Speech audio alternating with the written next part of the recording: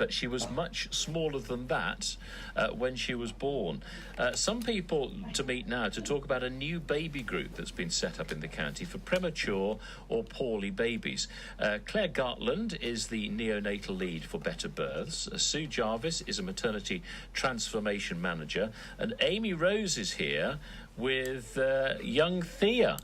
Let's talk to you first of all, Amy. How old is Thea now? Yeah, she's 8 months now, or 6 months her corrected age. Oh, goodness. Do you have to bear that in mind sometimes? Yes. She's measured, we use both ages for at least 1 year, if not 2, just to measure her development and her growth. So her growth is measured on her 6-month age rather than her 8-month age. So from that, she was born 2 months premature? Early, yes. Goodness, so how many weeks would that have made? That was at 32 weeks. Okay, and how much did she weigh when she was born? She was 3 pounds 8 ounces. Then she dropped to 3.5, as babies normally drop in age after they're born. And when she was discharged, she was just over 4 pounds. Oh my goodness! And any particular problems and issues? What happened when she was born? No, I was in one respect quite lucky. My waters broke at 31 weeks while I was at work, which was interesting. And I got to the hospital, but there were no other signs of labour going on, so they were able to give me steroid injections, which helped Thea's lungs develop, and put me on antibiotics to stop any infections, and then she decided to come 11 days later. Oh my goodness. I must say that Thea's not tucking into a bag of crisps. She has got a rather nice rustly bag which is keeping it very content. That's it. You shake that bag around. And when she came into the studio, she is such a smiley little thing, isn't she? Yes. Does she smile all the time? All the time, yeah. She's very chilled out baby. Always smiling. She's having a really good smile now as well, which is lovely.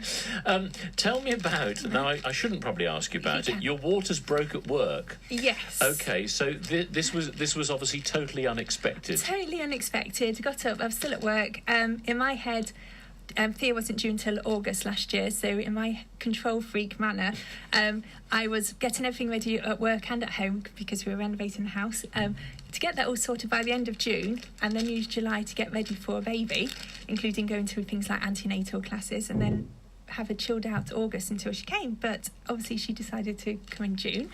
I was actually luckily not in work at Horncastle, but in a meeting in Newark, and just as the meeting started, I thought, oops, and went quickly rushed to the toilet and oops again. And, yes. My goodness me. I mean, there'll be lots of mums that will relate to what you're saying here now, which I think is wonderful. The thing about it is, of course, you're renovating a house and you have a premature baby. At what point could you take Thea home? Yeah, we were lucky. You're normally told when their baby's born to expect them to be in hospital until their due date at the very earliest.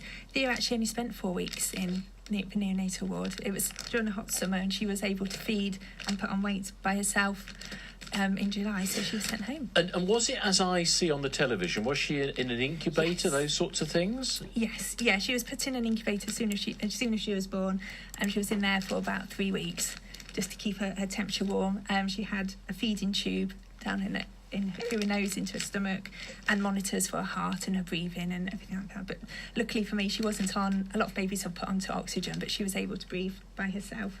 How distressing is that for you as mum? Because you know she's being looked after, but this is your baby, your new baby, and there she is, connected and whatever, in an incubator. How do you feel? It's very surreal. It's because when she's born, she's obviously taken away, and she was born by C-section, so I was put into a recovery room, and she was whisked off. It's almost like you haven't had a baby somehow. And then you go and see this little tiny bundle in a glass box, and you think it's not really very real. And all these tubes, and she just looks very fragile, and you have to learn how to touch her because her skin is all sensitive, and obviously you need to keep her warm. Changing her nappy through the portholes of the incubator as well is all very challenging. How much does she weigh now? She's now 13 pounds 10 ounces. A bonny baby. She's a bonny baby, so she's about she's in about 4-month-old clothes. Let's bring into the conversation Claire Gartland first of all. Claire, neonatal lead at Better Births. How many premature babies are we seeing? Is it quite a common thing that we have premature babies? It's not not overly common, but we do see premature babies. Obviously, we have a neonatal unit in Lincoln, we have one in Boston, and if they're very poorly, they get transferred out to Nottingham. So we have a whole network that we all link very closely together. But it's I always think of them a bit like the forgotten group, because it isn't common. When you start a pregnancy, you expect to go on a pathway and have this lovely baby at the end of it, and everything is normal and natural. And then these little ones slip off the pathway and end up suddenly, traumatically, in a neonatal unit, very unexpectedly. And the whole process for the parents is completely what not they're expecting. Because, of course, if we didn't know, and you came into the studio with Thea, I wouldn't know she'd been born prematurely. No. To me, there are no signs that she was born prematurely. They do well, and they catch up eventually. They catch up, most of them. Is this why, and Amy was just saying, that they obviously refer to the birth date and how old she is, but then when she would have been born, is that key to keep a note of that in that first year? Yes, and those milestones are going to be a bit delayed. So one of the things we're sort of working on, and we're working all together, is those support groups for premature mothers and babies, so that they don't feel... That's not me, that's the baby. They come to a group and they've got babies that might be a little bit behind, but they'll catch up, and you're not comparing with babies that are at that right stage at the right time. Fantastic. Sue, let me bring you into this conversation. Maternity Transformation Manager. I mean, it's wonderful, and I mean, it's fantastic what we see here, but it must be quite distressing at times for parents when they see their poorly baby, their premature baby being looked after in an incubator. Oh, absolutely. And that's why it's really important that we've linked with the parents who've had babies in the neonatal unit to be part of the Better Birth pathway in Lincolnshire, because, like Claire said, they're a bit of a forgotten group. So we've gone out and we've spoken to lots of families about what do they want from their midwifery services, what does it look like, what was good, what was bad, what could we change. And the neonatal parents have been a loud voice, I have to say, letting us know about the things that they would like for the future. And it's been really successful, some of those groups, and the work that we want to do with them, and that's how we've met Amy. Stay with us. I want to chat some more. We'll do that in just a moment. Thea's being very well behaved. Lincolnshire, we're talking about premature babies, we're talking about poorly babies, and I tell you what, the one I've got in the studio doesn't look very poorly at all. She's having a little bouncing session at the moment. I've got Amy Rose with me, with baby Thea. Just remind us how old baby Thea is now? She's 8 months. But she was born two months early, so prematurely. her corrected age is 6 months. Goodness me. Have you noticed, because we're all as bad as each other, aren't we? We're all waiting for our children to do certain things. And are you consciously thinking, yes, I'm not expecting that to happen now for another 2 months? I've pretty much ripped up the milestones book, and she does her own pace, but you can't help comparing when you go to other groups and see other babies, sort of compare, especially size.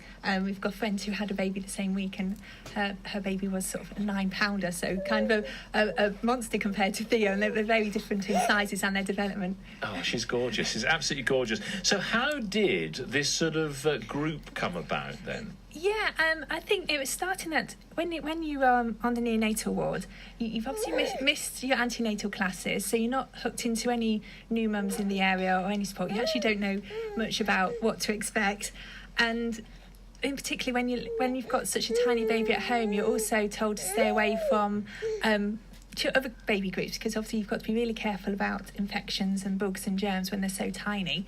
Other babies smaller than born earlier than Thea, in particular, if they're on oxygen or they've got other medically vulnerable conditions, they have to be really, really careful. So we kind of realised that we were getting quite isolated, staying away from all these groups. And then just one day I bumped into the Better Births team and had a sort of listening event, talked to them about what things might have been and could have been better on the ward, but also this whole, you're in this lovely secure but scary bubble on the neonatal ward. You've got the whole team of nurses backing you up, and then you're discharged, and if you're discharged at the weekend, there's absolutely nothing. No. So you're on your own. So we felt actually to get over that isolation and the concerns over germs and bugs and stuff, we worked with the children's centre to create a specific group for neonates and medically vulnerable children that's And baking. Sue, this is not just a first for Lincolnshire. This is a first for the country, isn't it? Yeah, so Maternity Voices is a national programme, but in Lincolnshire we've got the first Neonatal Voices. And Amy and another colleague, Alison, actually did a film last week for the Better Births Conference in Manchester, the national conference, talking about the Lincolnshire families. And of course, when people have seen that, they've thought, why don't we do it where we are as well? Absolutely. I bet it will be something that grows and grows. Absolutely, and I think that would be really good for families then across the country to be able to speak to one another. Claire, how is this being supported? Is there more help out there for parents of premature babies, poorly babies? It's just brought a whole team together. We've got health visitors, we've got the perinatal mental health team, and we're all joining together and linking together and wrapping ourselves around the mothers so they don't have to find the services. We'll sort of wrap the services around them. But I think the most important thing is they're going to be a real voice for mothers so they can change practice. They're very powerful, so we're going to attend meetings at a level, at trust level and also at a national level, and be a really good voice for parents. Oh, wonderful. How did last week's meeting go? Because it was the first one, wasn't it? It's brilliant. Yes, we had a really good turnout. I think there must have been about 20 children in the room, and the mums loved it. They said just have that informal setting where we can just talk and sort of share stories to know that sort of they're not on their own. For me in particular, I met another mum whose baby was a month ahead of Thea, and it was just nice to know that what Thea's experience is the same, really. And were they all parents of premature babies? Some, yes, premature or for babies that have been on the neonatal ward, so very poorly babies. Poorly babies. Yeah. Oh, she's absolutely gorgeous. Do you know what I want to do? And I'm not going to do it. I want to do that thing where you get their tummy and you go on their tummies. Does she like that? She loves that, yes. I bet she does. I might do it to you in a minute when I'm playing a record. All right, lovely to see you. So when is the next group meeting? We're going to do them the second Thursday of every month now, so it's a set in stone, and And where are you meeting? It's at the Children's Centre on Birchwood.